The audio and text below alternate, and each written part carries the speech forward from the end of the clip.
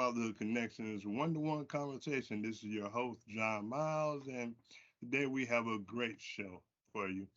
Um, one of my guests, we've known each other for a number of years, and he told me about his vision, um, giving back to the community, uh, helping fathers out, and it's come to fruition, and he's continued going. Second individual that we have is a true product of his vision, of what he always wanted to do, always wanted to give back, and always wanted to, as we say, not make you perfect, but put you in a situation where perfection is always in reach. I want to give you some statistics. I was over the weekend, was able to talk to some other men, having our men conversation. We talked about how it was for us growing up as kids and having both parents in the house and how important it was. Currently, it's like an epidemic. 90% of homeless or runaway children are from fatherless homes. 71% high school dropouts, fatherless homes. And an unbelievable 1.1 million incarcerated men are parents, but they're locked up and their kids are being raised without a father in the house. Well, along came this program called F.A.R.M. And to listen to the CEO, the brains behind it, and what his vision was, we saw it just took the work. This gentleman, Willie Bell, um, he's he's put the work in. And like I said before, the second person that's here, Mr. Jeff Young, is the true product of what his vision is. So before I go any further, let me introduce you to our guest, CEO of F.A.R.M. and the number one guy. I can't wait for you to hear his story, Mr. Jeff Young. Guys, welcome to the show. Thanks so much, sir. Thank you Appreciate you. much. Thank you very much. Right. So, for those of y'all don't know what the acronym in regards to F.A.R.M is Family Assistance for Renaissance Men. And the idea behind it is, hey, developing relationships between the father and the child, one family at a time. So, Mr. Willie Bell, tell me about this vision. Tell the people about this vision that you had. All right. Well, amen. Thanks for having me on, John. I really appreciate it, man. And I also want to add that I appreciate your friendship and your support throughout the years, man. We've known each other, and I appreciate being able to, even also help support you, and your initiatives when we have opportunities for that to happen as well. So I just wanted to make mention of that. But the F.A.R.M program is a program designed to help fathers get back on track with their children. Um, when a man desires to turn things around and maybe he's gotten it wrong, maybe he didn't pay his child support, maybe he, ended up because he didn't pay child support, he got tickets, he got warrants, he got his driver's license pulled from him, maybe he got a felony on him, and then maybe he also may not have had a job, didn't learn job skills. Maybe this man also, because he didn't have a father in his life, wasn't able to be guided by a father. And so, what F.A.R.M endeavors to do is to help a man when he desires to turn his life around and to be in his children's life the best way he possibly can. And so we help these men with by mentoring them. We don't believe you can change a man unless you've changed his thinking first. If a man has been out in the street for a number of years, and then actually the only thing you can expect from this man is what the street taught him. It wasn't what his father taught him. It wasn't what maybe even his mother tried to teach him. He can only get it from the streets because he's a product now of the streets. And then when he starts to get out into the world and starts experience women, he ends up having children too early because he didn't know how to be a father. He wasn't there for his kids. And so, that kind of a man, I was that man at one point. I didn't have a father in my life, and that's why I started the F.A.R.M program. I heard the man upstairs tell me later on, after he blessed me and showed me and taught me how to be a better man, a better father, um, and taught me some principles. I heard him tell me, now that I've blessed you and showed you how to be a better man, a better person, a contributor in society, now I want you to write a program to help other men out there just like you. And that's how the F.A.R.M program came about. We have 5 components to the program: mentoring. We have the father and child relationship building, uh, where we have social workers in that part of the program. We also take men and their children on social events, Pistons games, Tigers, any events. We've even hosted concerts for the men. But whatever we can do to help a man spend some time, quality time with his children, getting to know his children. The third component is our legal assistance, where we have 37 judges. We have 11 attorneys helping these men with their various issues. And then our fourth component is our workforce development. A man that does not have a job, how can he feed himself? How can he take care of himself? And therefore, how can he even take care of his children? So we understand these dynamics in men's lives. So we teach them a skill. We teach them plumbing, electrical, drywall, paint, carpentry, the whole 9 yards. And they do this type of training, this introductory training, in group settings, as well as individualized workshops where they can learn a skill. And then we do job placement within that part of the program. And the last component is our housing component. The state of Michigan says that if a man is desiring equal parenting time with his children, then he must have stable housing. And if a man doesn't have stable housing, he can't get equal parenting time with his children. And if he can't get equal parenting time with his children, then his child support payments goes up. And if his child support payments goes up, he'll never be able to afford stable housing. So he's kind of stuck in a quagmire, not knowing which way to go. And many of these men return and go right back to the streets. But we endeavor in the F.A.R.M program to make sure that these men have opportunities, have resources, have a chance, have other men, my mentors, to glean from, other brothers like themselves to glean from, to learn from, and to continue keeping themselves on the right track so they'll never find themselves in trouble again.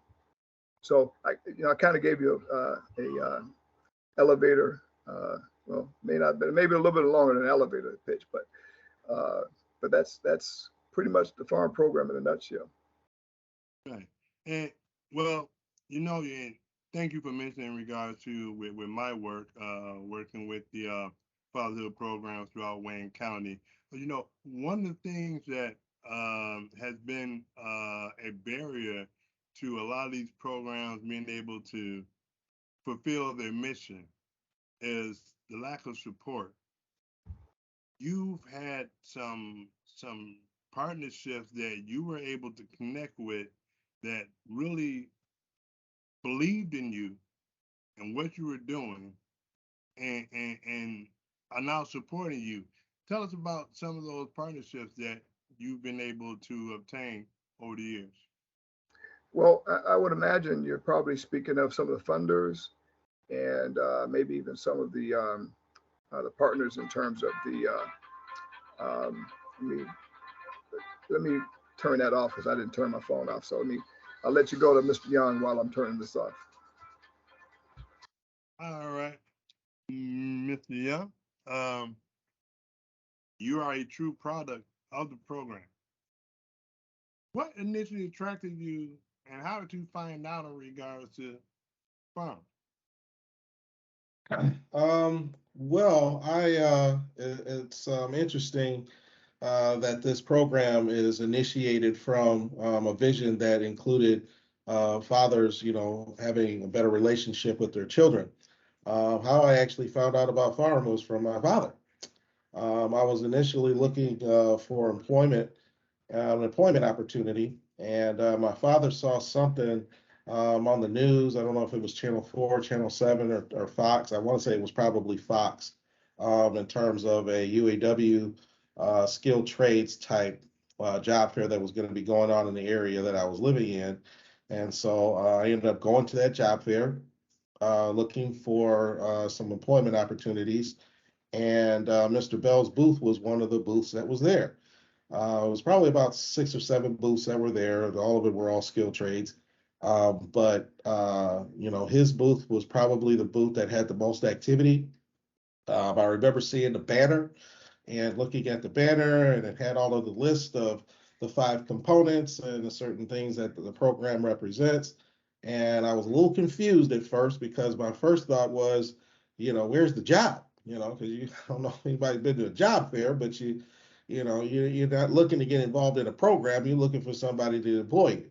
So I just took the time to went through all the other tables, and I was kind of enamored by the fact that his table had the most people around it, and he was the one person standing in the middle of all of it. So I just took the time to sit and listen to what he had to say.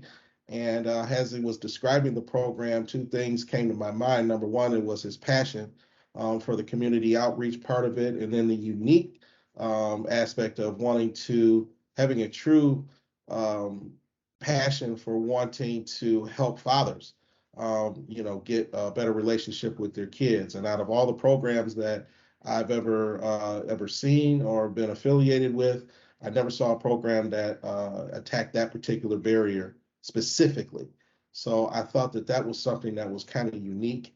And I'd always at that time been looking for some type of organization to be involved with when it came to community outreach. I've been involved in my church for pretty much all my life, but I've never been involved in anything really outside of that on a consistent basis. So that part of it intrigued me the most. Just that it was enough for me to see, okay, what else is there to this? So when I got a chance to meet Mr. Bell, and then I got a chance to get interviewed and get into the program, I knew within the first couple of weeks of being a participant that this was something that I really wanted to be involved in. And it really was spearheaded by Mr. Bell's passion for the missions, visions, and values of F.A.R.M. I haven't encountered too many people in my lifetime that have the kind of passion that he does for truly wanting to help other people. And so, people can talk a good game, but Mr. Bell was truly and it continues to be a true product of the spirit that he represents. So that being said, I just knew that this was something that I wanted to be a part of. I felt pretty much like, I was growing as a person just about every day that I was in the program. I did not expect to have the experiences that I did. I didn't expect to gain the camaraderie with the participants that were with us, that were in my particular group. I did not anticipate any of that when I walked into that UAW hall that day to look for a job. So my experience with the program turned out to be something that really, really inspired me to want to continue to be a part of the process in terms of helping the organization grow. I knew that at some point I wanted to at least be a mentor if that was something that my schedule would permit. And once again, once I came back to be a mentor, very much like the way I came in, I did not expect when I came in to be a mentor that within a week, all of a sudden I'd be working for the program. So the evolution of my journey in this particular program has been more surprises, but pleasant surprises. And every single time I think I've reached the pinnacle of what I can reach as a person, or the things that the program can provide for me from a personal standpoint, something else comes around the corner to prove me wrong. And so anytime that you can be a part of an organization where the missions, visions, and values line up with a lot of the things that not only you feel passionate about yourself, but also helps you to grow as an individual, and you can use your talents in order to help others and do it with people that you truly trust and that you care about, with people like Mr. Bell and everybody else that's involved in the program. It's truly a blessing, and there's not too much, there's not too many positive words that I can think of that can truly explain how my everyday experience has been since I've been introduced to this program. Right, right. So you went through the program. you know, trying to help yourself, you know. And now you've been placed in the position supporting this organization's dream, but also now you're in a position of giving back. What is that feeling when you know? I know. How many cohorts are y'all at now? I forgot. We're getting ready to do cohorts 24 and 25. Okay, so these men are coming in, you know, and I know how it is when I'm having my support groups, and you know, you got dads who have been frustrated, and you know, just like what you said earlier in regards to not looking at, you know, I got to join the program that's providing services. Really, I need to get a job, you know, or I need for a legal situation to be taken care of, you know, uh, not realizing, you know, the step by step process that it takes for, as we would say, to kind of brush off those rough spots, you know, to make me better. How do you connect with those dads that come in, or they might not be dads, but how do you connect with those men that come in and, you know, this is what I'm looking at, and now you're there to say, hey, listen to my experience, and when they Well, believe in you enough, how how is that for you? the experience is actually it's almost full circle with every cohort that I've been able to be in this position for. One of the things that it really does help me to do is every single time that I'm in a position to either teach a class or whether I get a chance to help with the communicate with, getting the guys interview with the interview process itself, helping them with their legal assistance, making sure that, their social work stuff is taken care of. Those are all things that I almost feel like I'm going through the program all over again. And it really didn't hit me until the first graduation I went to for the first cohort after I started working. That feeling really, I really felt like I was graduating with them. And, going through that process, one of our principles of fatherhood is ironing, sharpen iron. And I would say that this program and being in the position that I'm in now is the epitome of ironing, sharpening iron because the guys, see them going through their experiences and being an integral part, or at least feeling like I could be an integral part and helping them overcome their barriers and seeing those changes, when they come in and they kind of have a little bit of angst to it, just like I did. I mean, the first couple of weeks, I still didn't know. I was still trying to look at I know the first week I was thinking there's more paperwork to fill out. Are you serious? So, I mean, I had, those thoughts and things of what exactly is this? And it wasn't till about the second or third week after some very, very strategic probing by Mr. Bell, that I began to engage not only with the process in and of itself, but then I got a chance to know some of, get to know the other participants that were in my group. So that interaction that helped me personally because that's not something that I typically do all the time, in terms when it comes to groups, to get that involved mentally, emotionally, that kind of thing. So that was part of my growth. And it was something that I desperately really needed and still need. I work on it still to this day. I mean, I'm still a work in progress when it comes to those things. That's why I feel so grateful to be a part of it because I still continue to grow as a person in the exact same way I did before. It's just that now I'm on the other side of the table. So that part for me is it's just a constant rejuvenation of my character and my spirit. And to have that in terms of job employment and be able to, sustain a decent lifestyle at the same time. I mean, I don't know how much more you could ask for in terms of being in a good position. Right. Well, you know what? It's really outstanding in regards to the work that you do. Um, there are a lot of us that once we get in and we take care of ourselves, we just keep on moving and saying, I'm better. So they forget about the person that gave to them, now they should give back also. So I salute you in what you do. Um, Willie, um, I hear that you've been expanding a little bit. Um, me and you've talked previously, and you've been working with some of the local colleges in regard to being able to support your program. Give me a little information in regards to that. Sure, absolutely. So, well, we started out with Wayne County Community College downtown campus, and we set out with an agreement with them.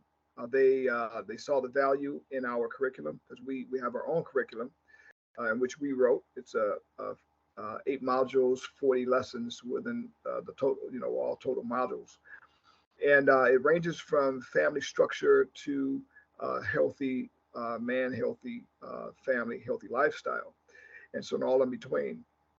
So they noticed the value in it, and so we started out at Wayne County Community College, and then from there we were offered an opportunity to be teaching our curriculum out of Oakland Community College in Southfield. So we're teaching our curriculum out of there alongside of the curriculum that we're teaching.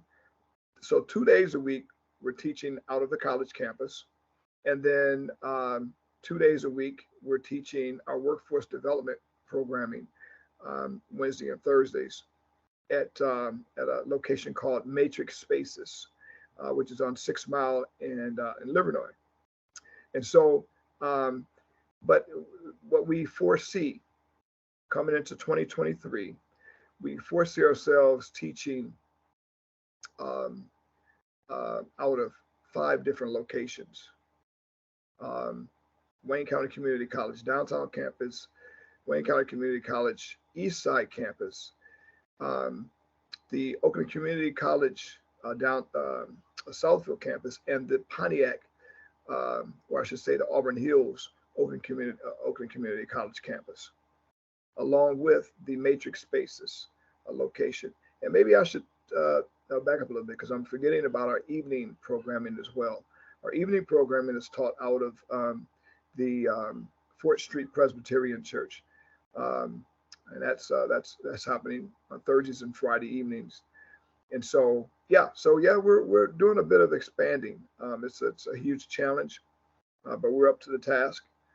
We've been expanding even more, training more mentors through our programming, and getting them certified through the National Fatherhood Initiative. Thanks to you and the partnership with the Children's Center, we appreciate your sponsoring us to get us started with that. And so we give you guys the credit for that. And now we see the value, and we're actually taking it and running with it and expanding that part of it in our program. So with the 24/7 dads curriculum. So we're doing a bit of expanding, and the funders are rolling in. They can see and appreciate where we are. We got our first federal grant end of last year, and that allowed me to be able to hire more people, more staff. And then just about a month ago, we got our first major state grant, and that's out of the Health and Human Services Department, which allowed us to be able to hire a full-time social worker now.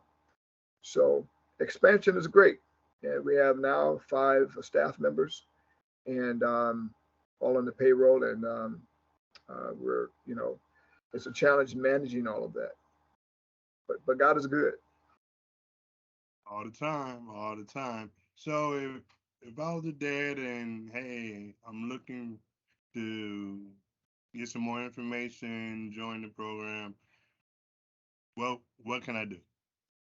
Yeah, so let me say also, John, before I answer that question, I want to make sure I complete the last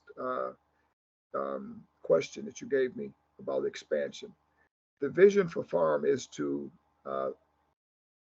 incorporate our programming in every community college that we possibly can within every urban community, particularly urban communities, because we feel like there's not enough resources for fathers when they desire to turn things around, especially in the urban community. That's where We realized, more men are either marginalized or just don't have enough resources when they decide to turn things around. Um, but to answer your question, when a man desires he wants to come into the program, all he has to do is go to farm-mi.org. So that's FARM dash or hyphen mi.org. He goes to the application button and fills that application out. Once he fills that application out, someone like Mr. Young will contact them to let them know that there's an interview process that will take place. And he will give them the date of the interview, date, location, and invite them in for an interview. And once they come into the interview, we will then, assess them to see where they are, to see if they're sincere about their family, about being positive contributors to society. And if they're not ready, we won't pass them in because we don't feel like um, you know, the funders take us very seriously. They take our program very seriously. We have a 90% program success rate at this point that we've tallied up to this point. Um, and the only way we can keep our success rates high is that we bring in serious candidates that can graduate this program. Um, you know, I wouldn't say with honors, but at least they would give us that put their best feet forward.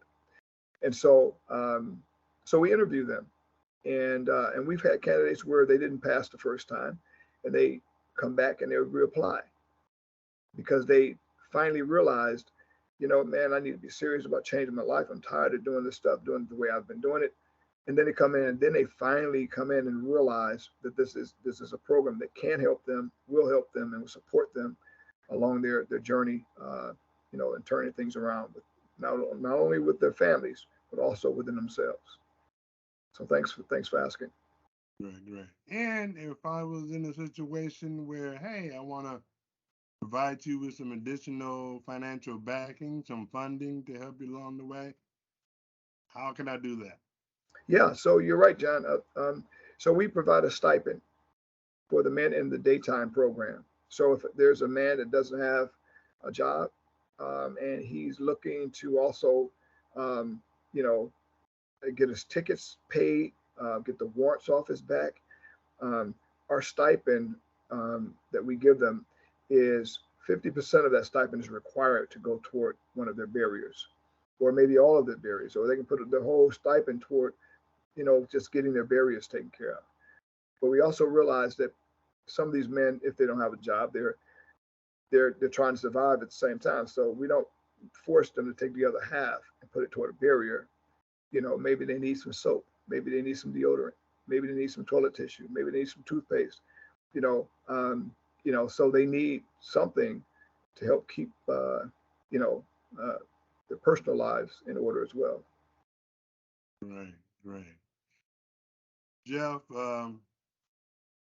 no, what do you see for yourself as you continue going for your own personal growth? As you said, every day is something new. Every graduation is something special. Um, do you have any other vision in regards to past farm or for yourself as you continue? Um, I could say that, as far as the vision personally, I'd like to see our organization grow from within. I believe that that's kind of the vision that, Mr. Bell kind of started with in terms of, bringing in people that he's built relationships with, over time, as far as our experts for our workforce development and even the mentors starting out. And I'd like to build on that. One of the things that I'd like to see happen is throughout each one of our cohorts, I'd like to get at least 3 to 4 mentors that come out of each one of them, so that way we can kind of grow our mentorship, even potentially our staff, volunteers and things of that nature, so we can start utilizing some of the unique talents that come through our program. Because now that as we're beginning to get more opportunities for us to bring more people on in different type of capacity. I'd like for us to be able to put ourselves in a position where we strategically have a good infrastructure in place, because not only do we have great people that come through and graduate our program, but we also have volunteers that are looking to be a part of our program through our website. And, those are opportunities for people to come in if they want to be mentors, if they want to be volunteers in other capacities, to participate with, if they want to help teach classes, if they just want to be helping out with Lions games. We have volunteers that help us with Lions games, that helps with our funding as well. Certain situations where, there are many things that a person, if they just want to be what I like to call part of the F.A.R.M bloodline, if you will. There's different ways that they can do that based off of the time that they have, and their availability and their skill set. So I could say that I'd like to see that coming into the next year, for us to build that infrastructure so that as we continue to have people that either participate in the program or whether or not they just want to come in and volunteer, that we have something in place and make sure that we have a spot for them to utilize whatever talents that they have. Now, as far as myself, growing with the program, I would probably say, as long as I can keep up with Mr. Bell and his visions, I think that I'll probably be batting 1,000 right there. So as long as I can, as long as I can keep up with the ideas that he has and help him in any way that I possibly can, to see those visions come to fruition, along with continuing to help our participants as they come along through our program, then I will consider my particular part of this particular process to be a success. Right. Any last words, Mr. Bell? Oh, you're on mute. You was on mute. Yes, sir. No, yep. Last words is God is good, man. He'll. Someone said, and I don't know if it was a minister but if he gives you the vision, he'll give you provision, and so which means that he'll give you the means to be able to get whatever it is that the vision calls for it get done. So that means bringing forth talented people like Mr. Young and our other mentors and the staff members and everybody that's come along, including you. I don't discount any relationship that has been able to add to this program, the vision of this program, and what God has given us. So yeah, I just say God is good, man, and to anybody that's listening, that's looking to start something or do something, positive in their lives, I just tell them to do what I did, listen, to the Spirit of God, man, and He will guide you, and He will show you the way. But it does come with a little bit of work. He's not going to just give it to you and then say, okay, it's going to work on its own. No, you got to work the work. So I think what you've heard tonight from myself and Mr. Young, you've heard the work in progress, and so and it continues to work and continues to add and continues to build, and only God knows where this thing is going. But I can see a little bit of that vision, and that vision is to take all of the main areas of Michigan, particularly the urban areas, and give them provide them with some resources where they can go, and families can be helped by having their fathers inclusive in the family equation. The program is called family assistance. It's not called father assistance, not called man assistance. It's called family assistance for the man that wants a renaissance in his life. He wants a second chance to turn his life around, to have a rebirth, have a renewal, so that he can have a second chance at being the best father he can be and the best contributor in society. Family assistance for Renaissance men. Men reuniting with children, making a difference in their lives. Amen. The vision is continuing, and for those of you that's out there that may have lost vision, getting yourself together, here's your organization with a program that can support and help you along the way. I want to thank both of you gentlemen for coming through. Mr. Willie Bell, we've walked the walk, talked the talk for a number of years. Jeff Young, hey, I'm proud to see where you're at, and I can see the glow around you. So much success continuing in regard to what you do. This has been John Miles, Fatherhood Connections, one-to-one conversation. Once again, with one of those hidden jewels within Wayne County, Detroit, helping dads out and stretching out to Oakland County a little bit. For those dads that don't believe dad support, here it is. Everyone, have a great evening. Thanks again, fellas. All right. God bless you, my Thank brother. you. Thank you.